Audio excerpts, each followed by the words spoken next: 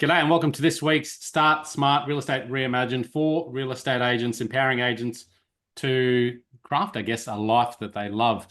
And that's really what I'm passionate about. So I'm really excited about the topic today, which is setting up a morning routine that is going to empower you throughout the day.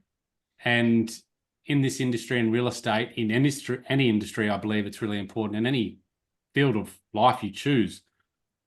How you finish anything is how you start anything is how you finish everything, right? You've probably heard that saying before. And I really believe that if you start the day well, even with the challenges and hurdles and things you might face throughout the day, you'll find that you'll finish the day better and more content.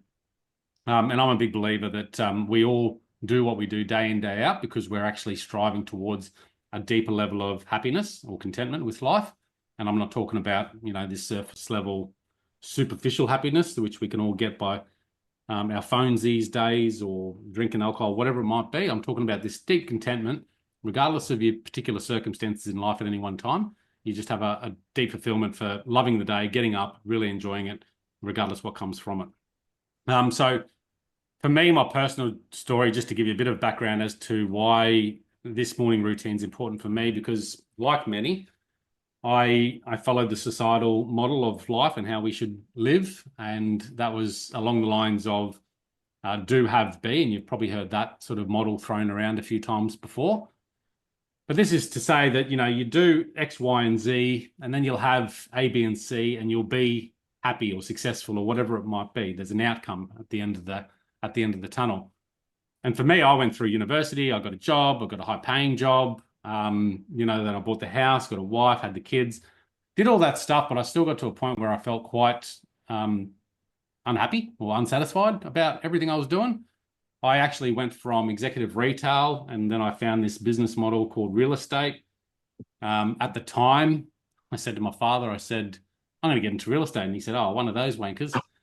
And for me, the real estate was attractive because I've always been a hard worker, and I thought this is the model that I can have uncapped earnings. So I can work as hard as I do and earn accordingly. Whereas previously, I could always work harder than the person next to me to get paid the same amount, right? So that was attractive to me. And I also liked the idea of the level of freedom it gave me. I hated, working to a roster, clocking on, clocking off for the man. And real estate I thought would be that vehicle. So I got into real estate 3 years in, and I still got to the end of it going, oh shit, what's this all about? What's this all mean? But one thing I developed at the start of my journey into real estate was really getting into a morning routine. And back then, I was much like everyone else. I'd wake up begrudgingly, I'd get my toast in the toaster, shower, get ready for work, dash out the door to work. And that sort of routine just repeated itself. I never really had a morning routine that set me up. And really the morning routine is setting your mindset right. Because if you can have a strong, powerful, healthy mindset, I think you can get through any of the challenges that life might throw at you. And it began particularly in real estate, as agents, that you can go out there. One day you're thriving, you're getting some listings coming in, you get a sale, and the next day a sale falls over and someone gives you a bad review or whatever it might be. And that's the reality of this business, but that's the reality of life. So that morning routine is something that I'm really proud of developing myself. And this is not over the last 12 months. This is over the last 10 years. And still fine-tuning it and still changing things up. But generally, it's fairly embedded in me now that if I don't get out of bed and do it, there's something wrong. And I started this because I started listening to podcasts way back when I started real estate. And then after listening to podcasts, I thought I might just create my own podcast. So I actually started a podcast that's been running for about that long. This is back in 2012, 2013. It's called the Hidden Why podcast. And I started interviewing all these people. And one theme that came up time and time again with these people that I was interviewing, and it's a self-improvement sort of personal development podcast, right? One theme that came up constantly was all about this morning routine, setting your day up right from the start. And the more I listened to that, the more I learned, and the more I started to practice and try these different things out. So what I have created now, and this is something quite new, but I've crafted it because it's sort of how I structure my morning. And you've probably no doubt heard about the 5 a.m. club. It doesn't really matter when you get up, whatever suits your lifestyle at the moment. But when you do get up, setting up your day like this will really be a powerful tool to help you be successful in your day. And if you can do that well every day, then you're going to have great weeks, you're going to have great months, you're going to have great years, and you're going to feel really happy about your life. And I truly believe that. So what I've created is an acronym called GEMMAPs. That's GEM maps, and each of those letters obviously stand for something that I do in the morning related to my morning routine. So first of all, G for GEM stands for gratitude. And gratitude is really just saying thanks, right? Because the more positive thoughts you have, your subconscious will relate better to that, and it'll cause you to look for more positives in your world.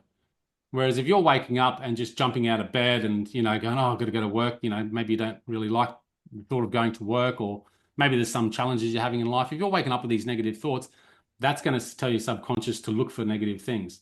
And this is the power of our consciousness. So I really believe in gratitudes, and I think you can sit in bed when you open your eyes and just thank, and I'm not a religious person, although sometimes I think I might be more religious than I think.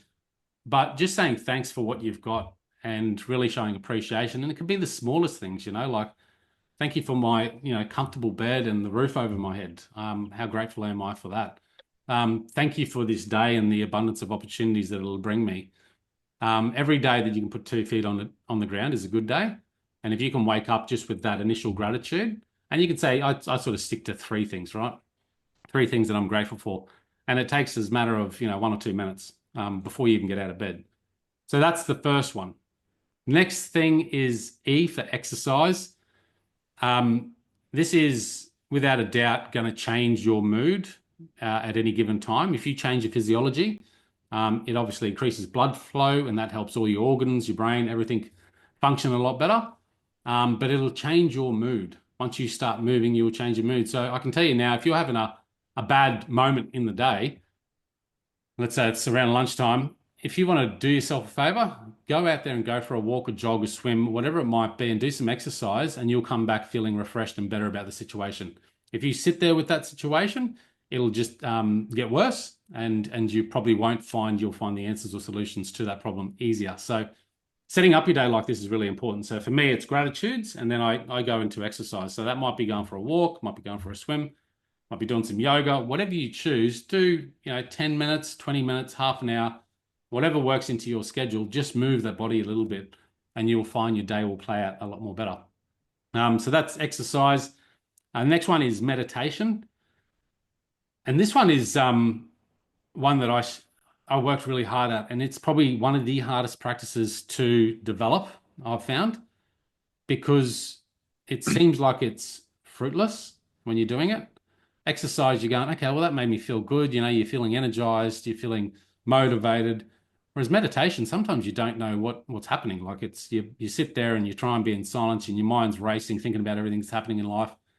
And so you can't really see the immediate rewards. But I can tell you now, after doing it for almost 10 years, the calmness, and I'm high anxiety, high energy sort of personality. So having a meditation for me and sitting still for 20 minutes, 30 minutes, whatever it might be in the morning, has been quite hard.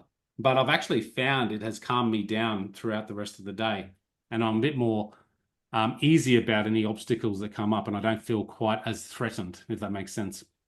So any meditation you can choose. And I think, like all these practices, you just have to choose the thing that feels right to you, that aligns with each one of these, and then just evolve it as you go. So my meditation practices changed across the way. At first, I just started listening to these people saying, I just sit and watch my breath, or count my breath.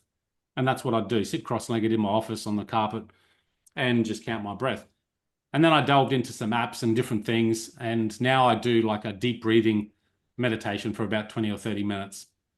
But whatever the case is, find that time to think. And you'll find most successful people do this. Richard Branson, for example, he won't do any appointments in his morning. He'll leave the morning schedule free so he can focus on his thoughts and time for thinking, and also time for meditation. So I think it's a really important practice.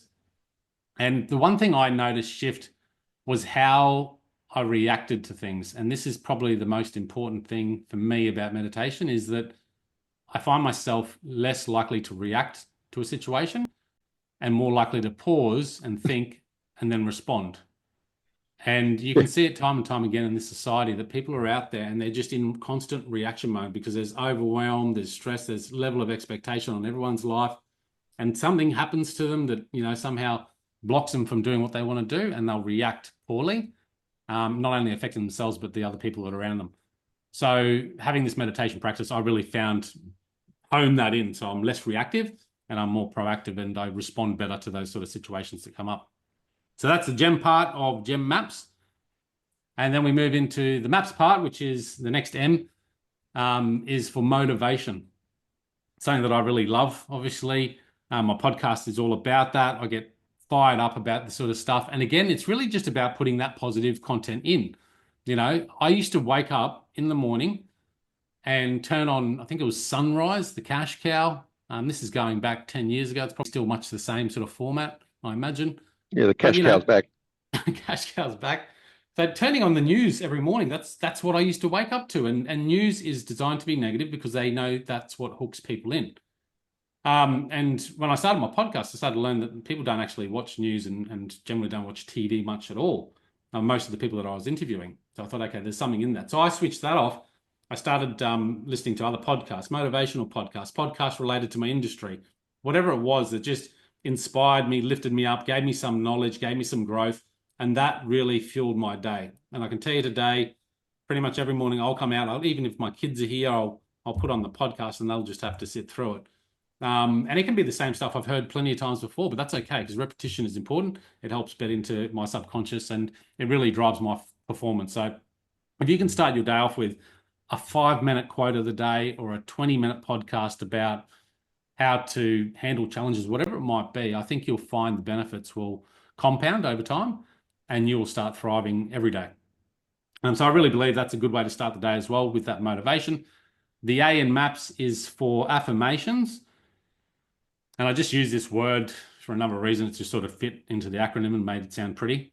But affirmations really is about, it's about journaling and just self-reflection. Kind of links into my meditation practice as well, and sometimes when I'm exercising as well. So I have written down, which I've been using for some time, and it's changed slightly. But for some years, I've had it's almost half a page, which is just my affirmations written down. And I don't read that page anymore because it's stuck in my head. So when I'm swimming laps or when I'm meditating, sometimes I'll read through my affirmations in my brain.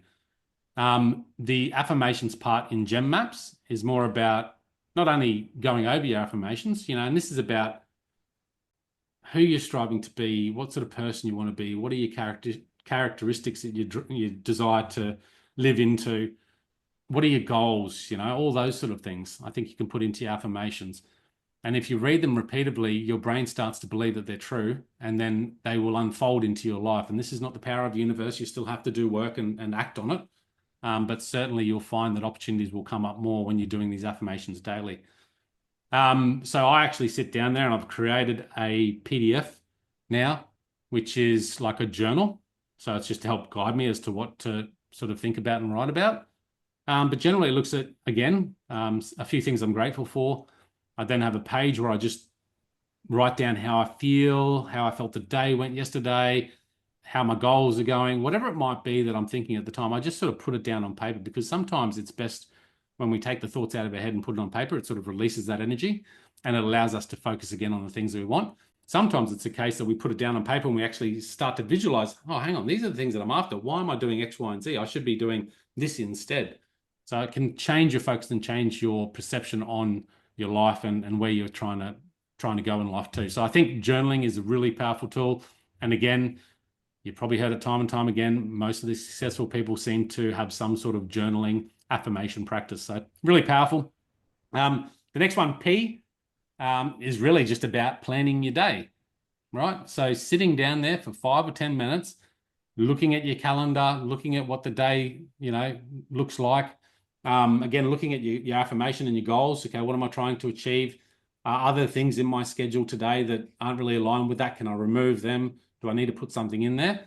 So it's just really about having a clear plan for the day, because if you're not planned, what do they say? If you fail to plan, you're gonna fail in the process. There is a quote for that, which I've just stuffed up megally. But I really believe you need to spend some time planning your day before you actually start the day, because what I used to find is that I just rush into my day and I just start taking the calls or answering emails rather than doing all this other stuff before then. And now that I do all that other stuff before then, I'm quite prepared. I'm quite ready. I know exactly what my priorities are, because there's always going to be people trying to steal your time and attention. But if you really want to achieve what you want to achieve in life, you need to set up your day as it matters to your goals. And so I think that's why the planning part of your morning needs to really happen. So that's GEMMAP, right? And the S is just a little less on the end, is just to start. And it sounds funny, but a lot of us struggle to start, and particularly struggle to start on the things that matter most to our lifestyle goals that we have. And there's a book by Mel Robbins called The 5 Second Rule. And it's a quite a simple idea on how to start. And that's just count down 5, 4, 3, 2, 1, start, and just go. I think most people procrastinate and want everything to be perfect before they start. I think you're better off just saying, okay, now for real estate agents, for example, my morning is generally set up to prospect in the morning. So at 8:30, I'm just like, boom, it's on the phones. And so you just start making the calls. So that is my acronym. I hope you've enjoyed for a morning routine, and that's called GEMMAPs. Happy to delve into more details with anyone one-on-one, of course. If they'd like to find out more about that sort of stuff, you can reach me directly through any of the social channels you might be listening to this on, or you can email me, call me, whatever it might be. And what I'd like to suggest too is that this GEMMAPs has really been a fundamental pillar to my overall level of happiness. I say success, but I'm really meaning happiness. I'm very content, and generally I'm very eager to get up in the morning.